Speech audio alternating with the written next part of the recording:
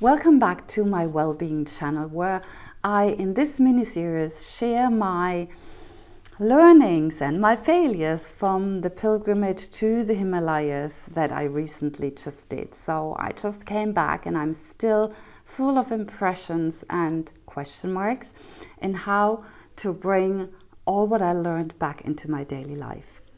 And this video I want to talk about transitions in life and about our resistance towards it. Welcome to the series Himalayan Inspired Wellbeing Insights. People who meet on a pilgrimage often face a transition in their lives. They have been diagnosed with something, or they healed from a diagnosis and are thankful for it, or they've lost a partner, or they had a divorce, or they got laid off or want to change jobs. These could be reasons. There's many more reasons why people go on a pilgrimage. People do want to seek connection with themselves deeply. That is maybe the most common thread that I've found with the people that I talk to who are going on pilgrimages. And again, as stated in another video, you don't have to be religious to do that. This is beyond religion. This is connecting with yourself and the bigger picture, if you want to take it as a non-religious approach. What happens is, what I wish us to learn was to think more about the transitions in our lives as a given, as something that eventually will happen. We humans are really stubborn when it comes to change. Some more than others, but nobody really likes unexpected change. We want to plan and have our future sort of set that way, and that's where our aspiration is and our expectation sits. And a challenge like a pilgrimage teaches you the opposite, because things get in your way that you did not anticipate. And that's a small scale compared to a divorce, for example. However, the attitude you have around transitions, that I find deeply important. Basically, the question that I ask myself is, can I prepare myself to be more open to transitions? Can I prepare ahead of time for a challenge that might come around the corner unexpectedly? I can't give you really the answer just yet, but maybe a couple of pointers that I'm currently working on. One is, when the challenge hits, can I soften?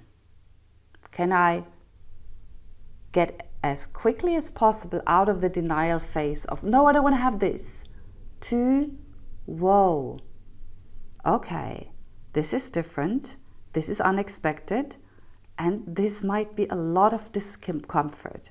Can I allow discomfort to be my friend? Not a friend that I want to have too often, but can I allow discomfort to simply be part of my experience, as comfort is?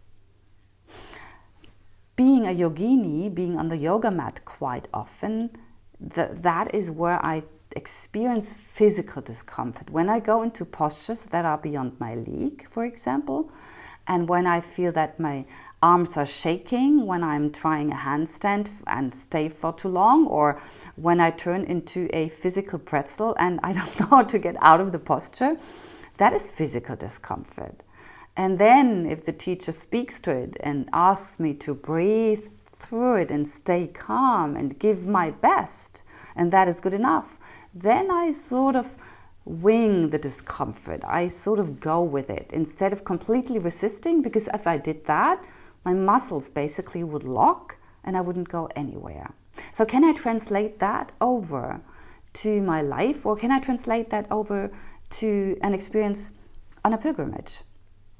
And I think I can. So the rhythm would be to not fight it necessarily, but to look at it with calmer eyes. Here's an example.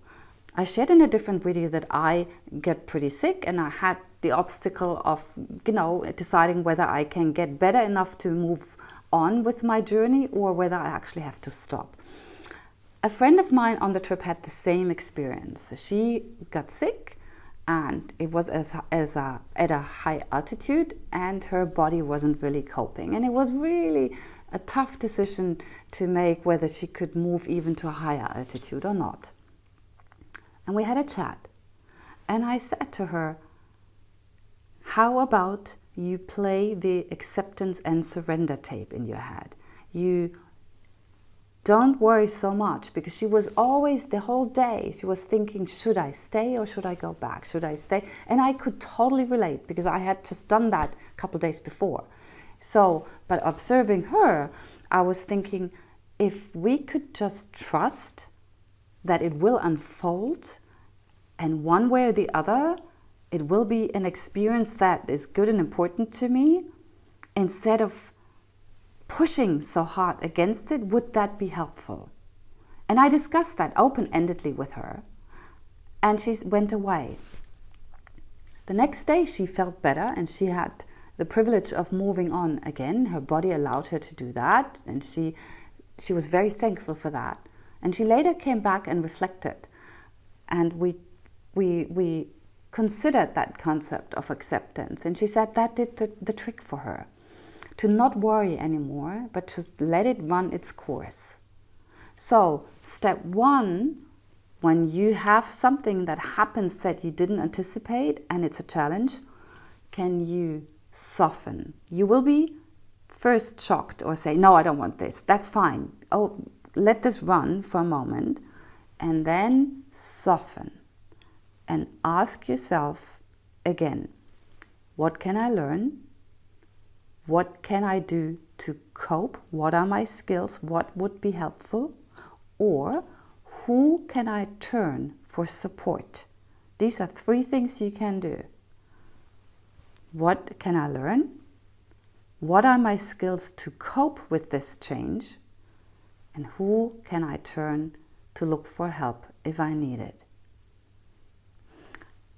And then go about the obstacle in a more calmly fashion, if possible, and see how that helps you to navigate that.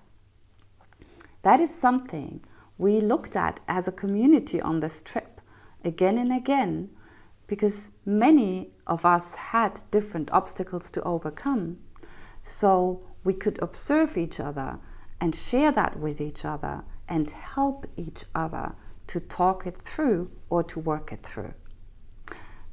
There is a great book. The title will be showing here now, Life Lies in the Transition. That is a book that is talking about how different people cope with transitions.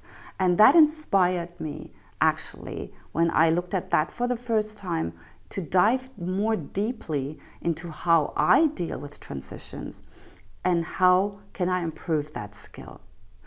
And I think if we managed to do that more, if we managed to look at our challenges more as a learning opportunity, first of all, and second, if we managed to simply expect them to come and be part of our life. It is part of a human experience to have things not going your way. Then the resistance might be a little less strong, giving us more energy and thoughtfulness and decision-making capabilities to actually work with the challenge. And if we can do that, we might not get as aggressive or angry. We might not lash out to others. And that in itself is another way to form better bonds with the communities, with the neighborhoods, with the people you are with, because you're more controlled in your actions. And wouldn't that be amazing? Thanks for watching and for listening to my experiences as they still unfold. Be well, be safe, be hopeful, and stay tuned.